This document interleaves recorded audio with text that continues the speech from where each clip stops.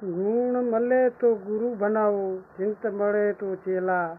અરે મનગમનો નથી કે જમાનો બદલી ગયો, પણ મારી જિંદગીના માલિક તું ના બદલીશ.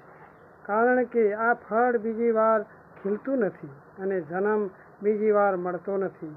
લોકો 1000 વાર ભૂલ કરે છે, પણ માફ કરવાવાળા મા બાપ ફરીથી નહીં મળે. ભાવના સારી હોય મને તો મંદિર છે, અને આહાર સારો હોય તો તન મંદિર છે. પણ વિચારો સારા હોય તો મુસ્કાન પણ મંદિર છે. આ ત્રણેય સારા હોય તો जीवन पण मंदिर છે. इंसान कितना ना समझ है, प्रार्थना करते समय समझता है कि भगवान सुनता है, જ્યારે નિંદા કરતી વખતે ભૂલી જાય છે. પૂન કરતી વખતે સમજે છે કે ભગવાન ભાળે છે. પાપ કરતી વખતે ભૂલી જાય છે કે સાહેબ વાણીને વીણા બનાવો, કારણ કે વીણા બને તો જીવનમાં સંગીતા વહે છે, અને બાણ બને તો જીવનમાં મહાભારત સર્જાય છે. આજે સાચો સાર છે, આજ સાચો સાર છે. જીવન આ ચોરને ખાંસી, સંતને દાસી મુસીબતમાં નાખે છે. પ્યાર દેવાથી બેટા બગડે, ભેદ દેવાથી નારી, લોભ દેવાથી નોકર બગડે, અને ધોખા દેવાથી યારી.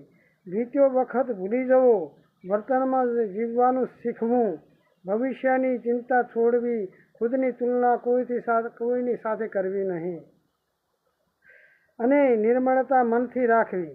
થાકથી થાકવું નહીં, અને હારથી હારવું નહીં. જીભથી ડંખશો નહીં, અને પૈસાથી અધર ચાલશો નહીં. ગરીબી હોય ત્યારે સંતાવવું નહીં, અને દુઃખ આવે તો ડરવું નહીં. ડરથી ડરીને રહેવું નહીં, પ્રેમથી પલળવું નહીં, અને મોતથી ડરવું નહીં, પણ હસતા રહેવું. આ દુનિયામાં રહેવું તો નિર્મળ થઈને રહેવું, અને શરીરને જપતું રાખો, અને દિમાગને ઠંડુ રાખો, અને જુબાનમાં લગામ રાખો, અને ક્રોધમાં અંકુશ રાખો.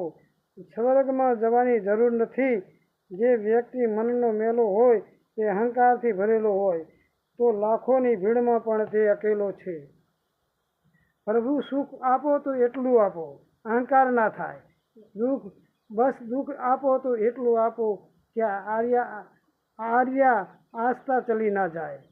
અહંકાર એટલે વાહનના તળિયે કાણું પડેલું જ હોય, નાનું કે મોટું, અને તે ડૂબાડે છે. સાહેબ મનુષ્યની પાસે સબસે બડી પૂંજી હોય તો તે વિચાર છે, કેમ કે ધન બળ કોઈને ખરાબ રસ્તે લઈ જાય છે. જ્યાં આપણી કદર ના થાય ત્યાં જવાનું જોઈએ નહીં. જ્યાં આપણું ના સાંભળે ત્યાં સમજાવવા જવું નહીં. જે હજમ ના થાય એ ખાવાનું ના જોઈએ.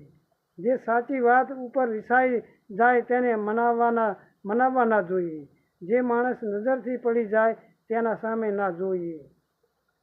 જીવનમાં તકલીફો આવે પણ ડરવું નહીં જોઈએ. જેમ મોસમની જેમ મિત્ર બને તેમ મિત્ર ના બનાવો. જેમ ખારા પાણીમાં મીઠા નાખો પણ ખારાશ જતી નથી, કદી પણ મીઠું નહીં થાય.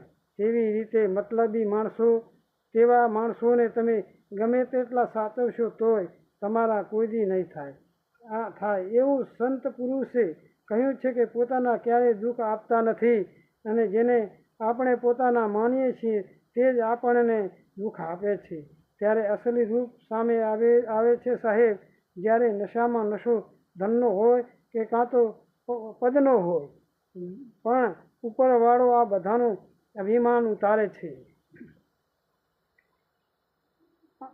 આંખ બતાવે છે કે દરદ કેવું હોય છે, અને ઘમંડ બતાવે છે કે પૈસા કેટલા છે, અને સંસ્કાર બતાવે છે કે દેશ છે કે આ પરિવાર કેવો છે, અને બોલી બતાવી દે છે કે આ માણસ કેવો છે, અને બહેસ બતાવી દે છે કે આનામાં કેવું જ્ઞાન છે, અને ઠોકર બતાવી દે છે કે આનું ધ્યાન કેવું છે, અને નજર બતાવી દે છે કે આ માણસ કેવો છે, અને સંગત બતાવી દે છે કે આની નિયત કેવી છે.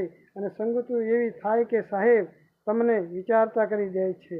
પૈસાદાર થવું સહેલું છે, પણ આબરૂદાર થવું અઘરું છે. ફૂલાઈ જવા કરતાં રૂલાઈ જવું સારું છે.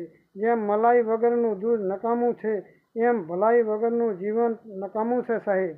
પણ નકામું છે. મિત્રતા એ સુખનો ગુણકાર છે અને દુઃખનો પણ ભાગીદાર છે. કંઈ સમજમાં આવે તો લાઈક કરજો સાહેબ.